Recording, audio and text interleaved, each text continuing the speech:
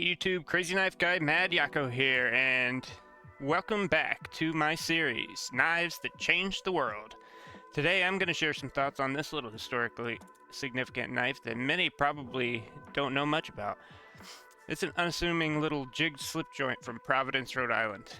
But please, oh please, subscribe for more knife tool EDC content. Now, this was a gift from my grandpa. He had this since he was a kid. This knife was made in great numbers, the hundreds of thousands from the 30s to the 50s. This logo denotes the year and range it was produced. It says Imperial, Providence, Rhode Island, USA, with a little crown above the Imperial.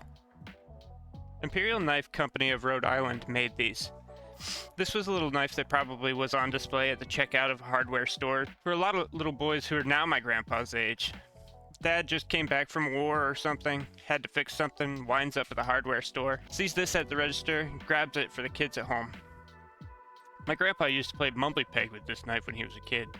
That's kind of a weird game. It's got different interpretations, but it's a real game. People throw knives as close as they can to a target, sometimes a stick in the ground, the peg, or sometimes someone's foot to make it a little more interesting. They try to get it deep in the ground and other player tries to remove it with their teeth.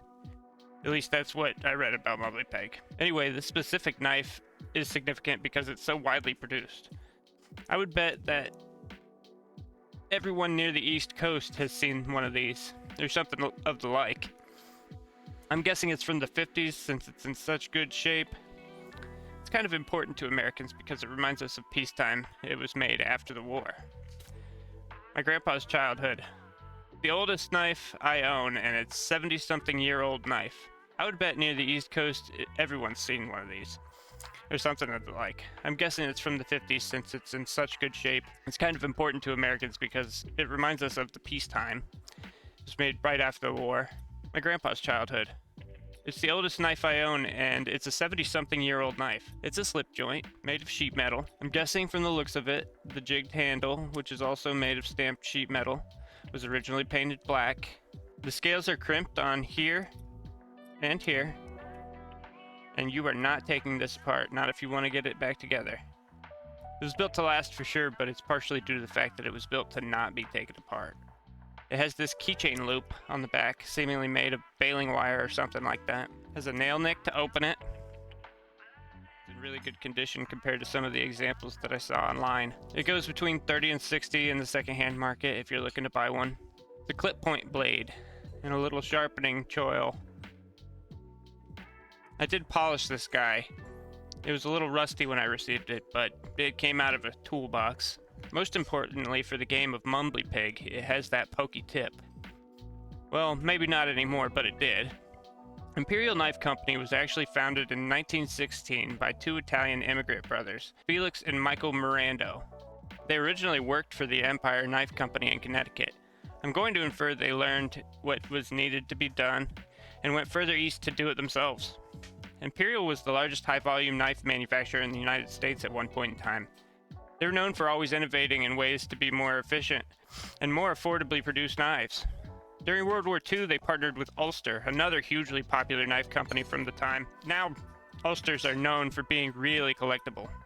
Together, they made military knives for our armed forces, my great-grandpa's generation of soldiers. Most recently, Imperial Knife Company is known as something you may have heard of, Rhode. This knife just opens and closes, and it locks in place with the slip joint lock. It's very simple. I have no idea what this knife is made of, steel-wise. So let's get some measurements. The closed length is about 3 inches. The open length is just over 5 inches. The blade length is just over 2 inches. The weight of this thing is 1.1 ounces, so it's ultra lightweight. The blade thickness, super duper thin at 1.17 millimeters.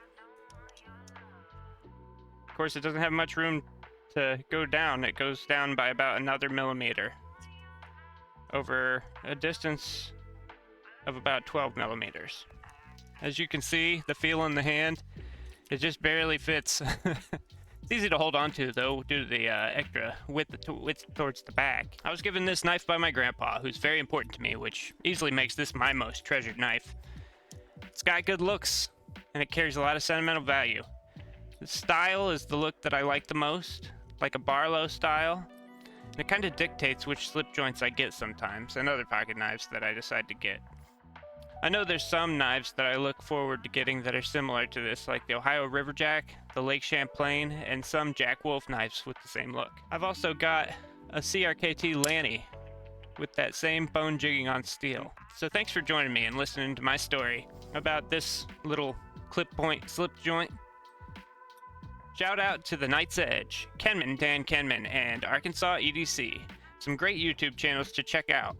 I hope I taught y'all something today. Please make sure to check me out on Instagram at MadYako, Twitch at MadYako, and of course, please oh please, like and subscribe for more knife-related content from your favorite crazy knife guy, MadYako. If you have a knife that has a story that's just begging to be told, I'd love to tell that story. Please reach out to me on Instagram or down in the comments.